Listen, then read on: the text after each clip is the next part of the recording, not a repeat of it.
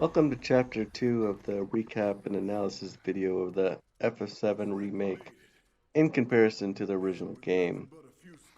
As we saw in the Chapter 1 recap and analysis video, there aren't too many drastic differences or changes, but in Chapter 2 we'll see here soon, it becomes pretty clear that we are no longer just playing a straight remake of the original game.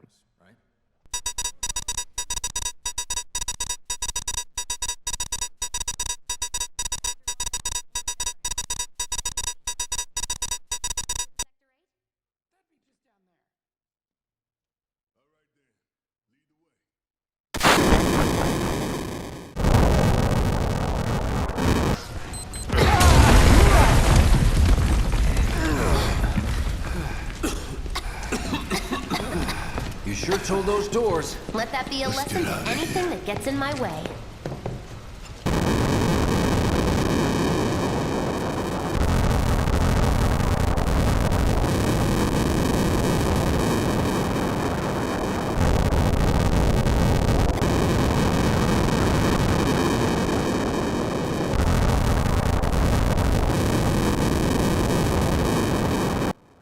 As you can see in both instances, a bomb is set for them to get back into the city area.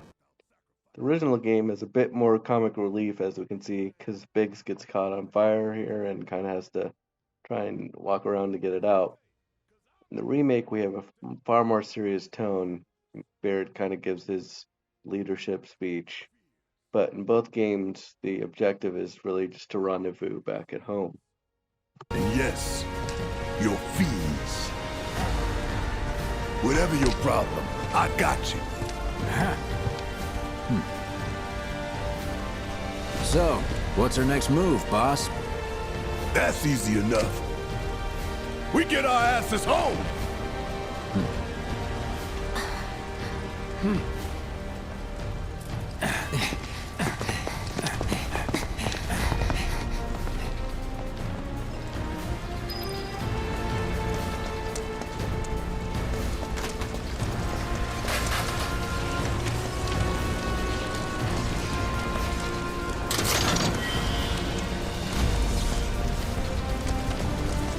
We'll split up and shoot for the last train home.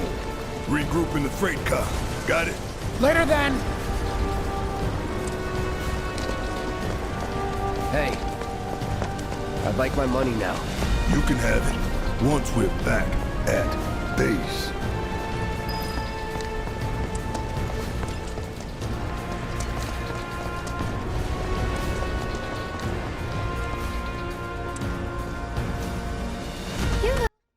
Here's the section I mentioned in Chapter 1 about some of the differences between the remake and the original. In the original game, the restore material was on the floor for Cloud to just pick up. But in the remake here, Jessie wants to give you the restore material as a gift for helping her back when the reactor exploded and she gets her feet tangled up. After Cloud wanders a little bit helping people and walking across the rooftops of Midgar, we run into this key different sequence from the remake.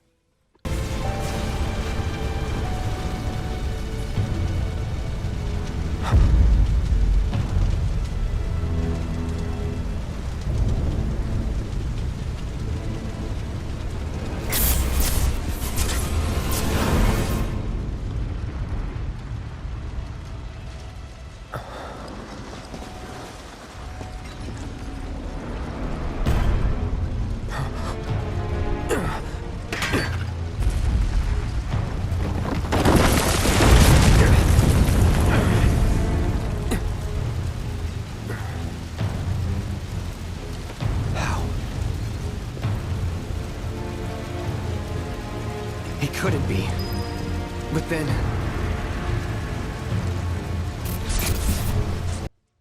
As you can see, Cloud hallucinates and flashes back to the Nibelheim sequence and sees Sephiroth.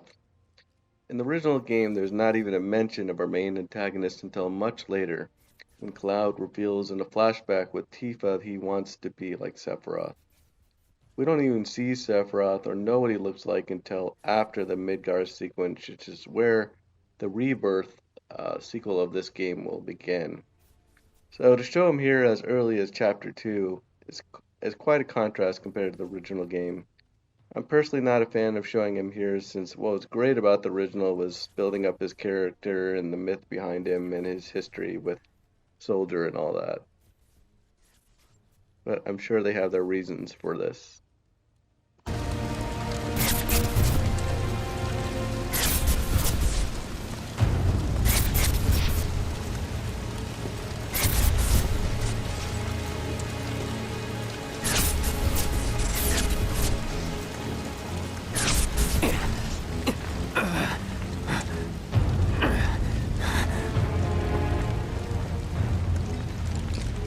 You're not real. You're dead. I am. I killed you with my own... Oh, you need not remind me. It was the crowning moment of our time together. But that was then, and this is now. I have a favor to ask. Our beloved planet is dying. Slowly. Silently. Painfully. Can you bear to see the planet suffer? Cloud.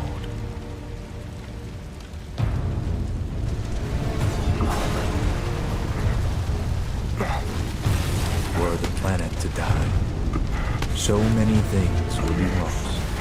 Your hometown burns so bright. The sound of her voice, pleading for me to spare you. The shiver of her flesh, yielding to cold steel.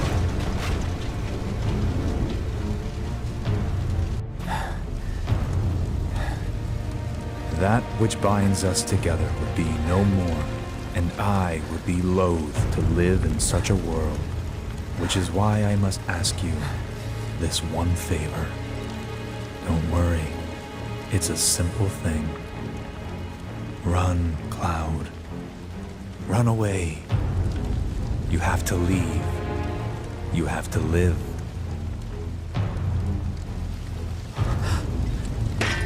You bastard!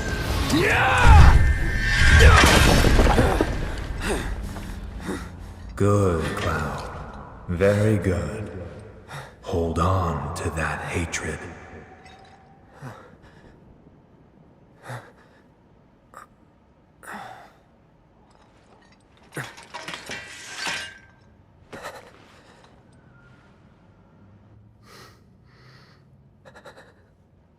I'm seeing things. Fumes from all the Mako, maybe. All right. You got this. After a bit more wandering around, Cloud finally encounters Aerith. In the original game, this happens directly after the team disperses when they put the bomb and got back into the city area. Let's check out how the original handled the first encounter.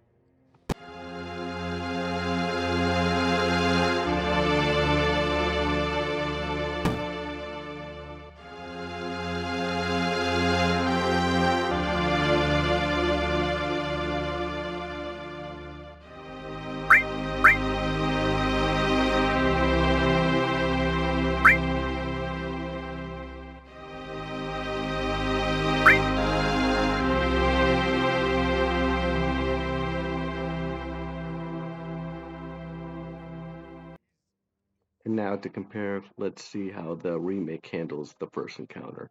Here's the reaction.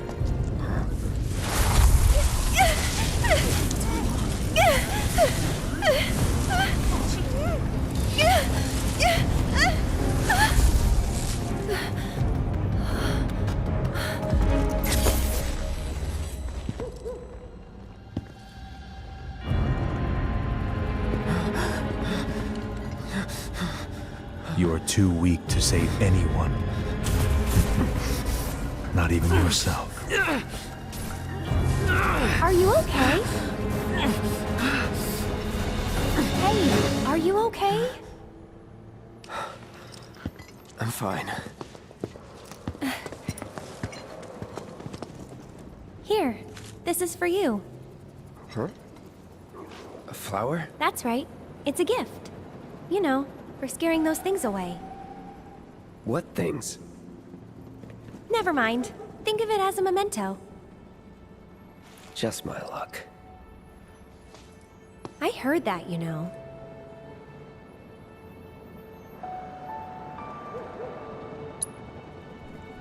How much? Well, that depends on the customer. In your case... it's on the house. Huh? Lovers used to give these when they were reunited.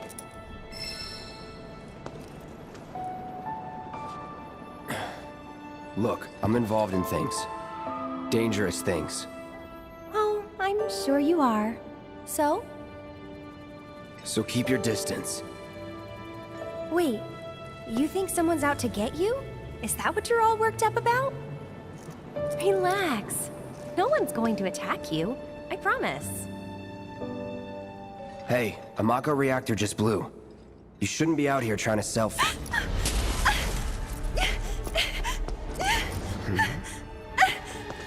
Help me!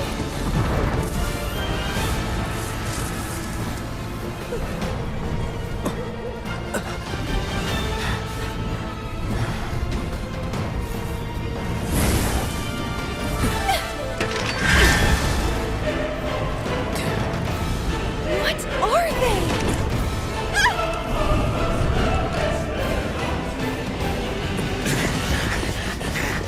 Drop your weapon!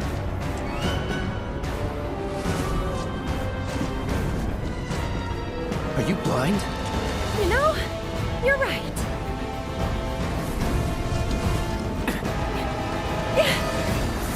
Wait! Nice meeting you.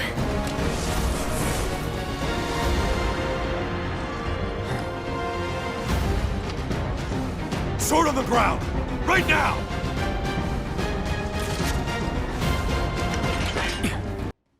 So there you have it.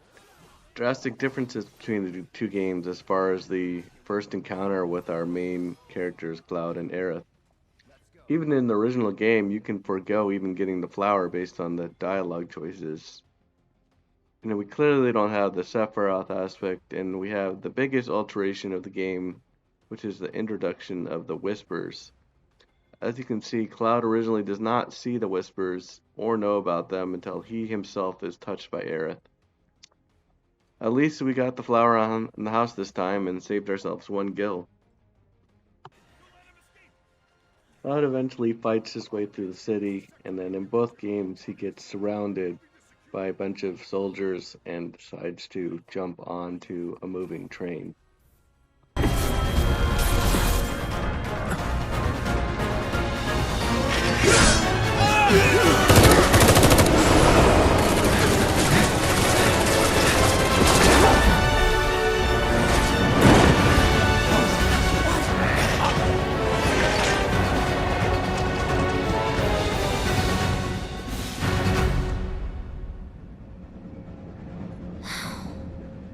Guess Cloud won't be joining us after all.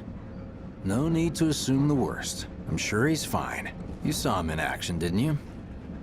Guy's a soldier. Goddamn one-man army. You think he's a keeper?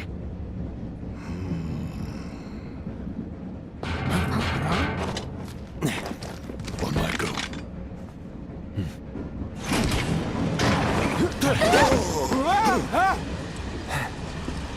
You had me worried for a minute.